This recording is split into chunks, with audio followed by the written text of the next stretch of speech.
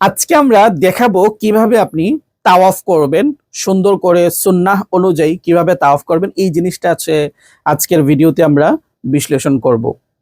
প্রথমত, আপনি যখন বাইতুল্লাহর সামনে যাবেন, তাওয়াফ শুরু করবেন, তখন এই হচ্ছে ধরেন বাইতুল্লাহকে সামনে রেখে, বাইতুল্লাহর দিকে মুখ বুক এইগুলো রেখে, অর্থাৎ বাইতুল্লাহকে আপনার সামনে রেখে আপনি প্রথমে নিয়ত করবেন যে আমি আল্লাহ তাআলার সন্তুষ্টির জন্য এই তাওয়াফ করছি, হজের তাওয়াফ করছি, ওমরার জন্য আমি তাওয়াফ করছি। এই নিয়তটা কিন্তু আপনি শুরুতেই করবেন। দ্বিতীয়ত হচ্ছে, আপনি যখন তাওয়াফ করবেন, তাওয়াফটা আপনাকে শুরু করতে হবে। এই যে দেখবেন যে হাজরে আসওয়াদটা যেখানে আছে কাবা শরীফের, সেখান থেকে কিন্তু আপনার তাওয়াফটা শুরু করতে হবে। তাওয়াফ শুরু করার শুরুতেই আপনি হাজরে আসওয়াদের দিকে এগিয়ে যাবেন। এগিয়ে যাওয়ার পরে এই হাজরে আসওয়াদটাকে আপনাকে চুম্বন করে আপনাকে তাওয়াফ শুরু করতে হবে। চুম্বন করার দুইটা ওয়ে আছে। একটা হচ্ছে আপনি সরাসরি চুম্বন করতে পারছেন।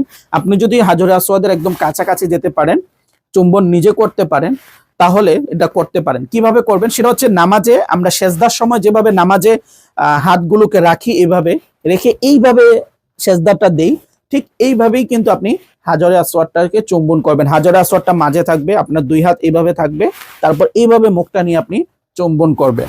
আর যদি আপনি হাজরে আসওয়াদের কাছে না যেতে পারেন, ভিড়ের কারণে আপনি যদি এখান থেকে এই দূরে থাকেন হাজরে আসওয়াদ থেকে, তাহলেও আপনি চুম্বন করতে পারবেন। সেটা হচ্ছে ইশারায়।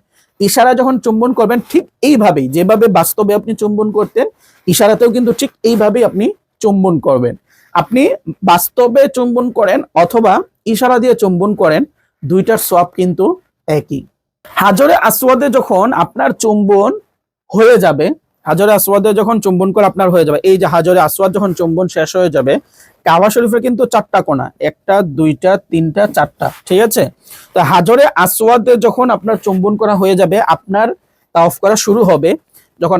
যখন তাওয়াফ করবেন, তখন কাবা শরীফটা কিন্তু আপনার বাম দিকে থাকবে। এই যে এখন কিন্তু আমার বাম দিকে আছে এই কাবা শরীফের দৃশ্যটা। আপনি যখন তাওয়াফ করবেন, তখন কিন্তু হাজরে আসওয়াদ থেকে তাওয়াফ করে করে করে করে আবার আপনি হাজরে আসওয়াদে আসবেন। যেমন ধরেন এই কোণা থেকে হাজরে আসওয়াদ থেকে আপনি তাওয়াফ শুরু করলেন, তখন এই কাবা শরীফটা আপনার বাম দিকে থাকবে, আপনার দৃষ্টি থাকবে সংযত।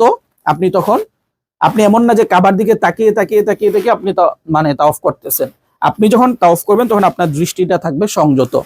এই যে এই কোণা থেকে এই কোণায় আসলেন, এই কোণা থেকে এই কোণায় আসলেন, তারপর যখন ঘুরে হাজরে আসওয়াদ থেকে তাওয়াফ করে ঘুরে যখন আপনি আবার হাজরে আসওয়াদে আসবেন, তখন আপনার একটা চক্কর পূর্ণ হলো।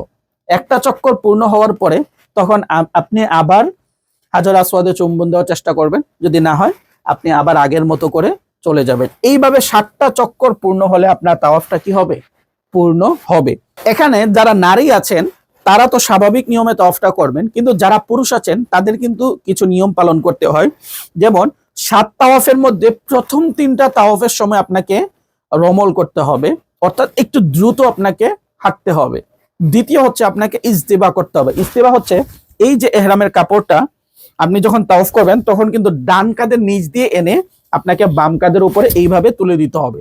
পুরো তাওয়াফটা আপনাকে এইভাবে করতে হবে। তাওয়াফ যখন শেষ, তখন এই কাপড়টাকে আপনি আবার কি করবেন? বাম কাঁধের উপরে এইভাবে সাধারণভাবে যেভাবে আমরা পড়ি, এইভাবে আপনি তুলে দিবেন। এরপরে তাওয়াফের আরেকটা গুরুত্বপূর্ণ বিষয়, সেটা হচ্ছে তাওয়াফটা আপনাকে করতে হবে অজু সহকারে।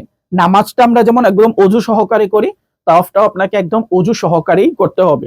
এখন 7টা তাওয়াফ করতে হয়, 7টা, কিন্তু আপনার যদি অজুটা 4 চক্করের আগেই যদি ছুটে যায়, তাহলে আপনাকে অজু করে আসার পর আবার প্রথম থেকে তাওয়াফটাকে কি করতে হবে?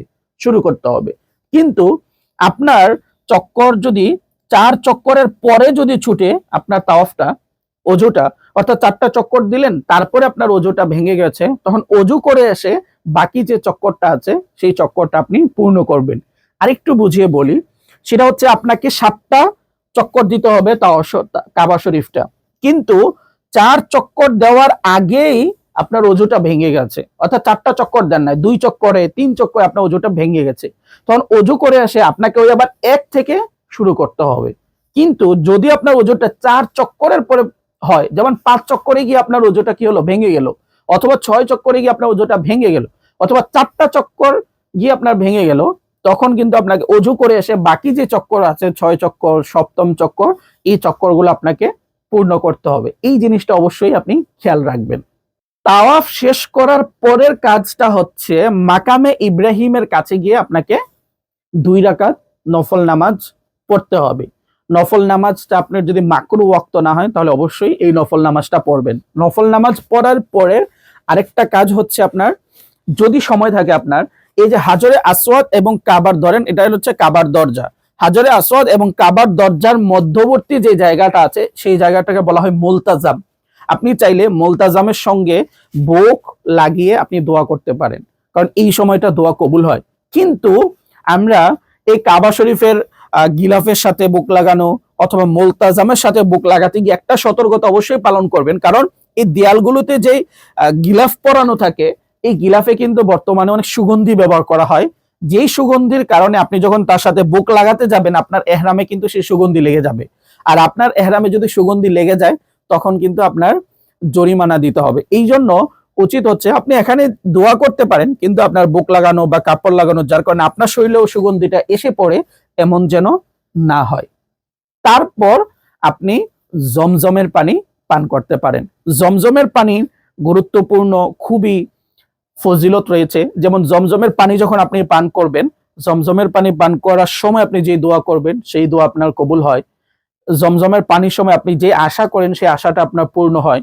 জমজমের পানি পান করলে হচ্ছে আপনার রোগ দূর হয়। এই জন্য তাওয়াফের সর্বশেষ পর্যায়ে আপনি জমজমের পানি পান করবেন।